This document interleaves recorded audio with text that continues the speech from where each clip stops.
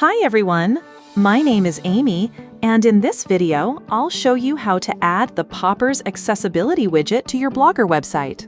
Adding an accessibility widget can help make your website more inclusive and easier to use for all visitors. It improves user experience, supports accessibility needs, and helps ensure your site is usable by a wider audience. So let's get started. First, log into your Popper dashboard. Once you're there, click on Widgets from the sidebar and then click Create New Widget. Now search for Accessibility and open the widget. After the widget loads, you'll see several customization options. You can choose Smart Profiles or manually enable and disable modules based on your needs.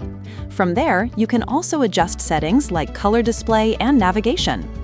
In the theme settings, you can change the accent color, widget position, and size to match your website.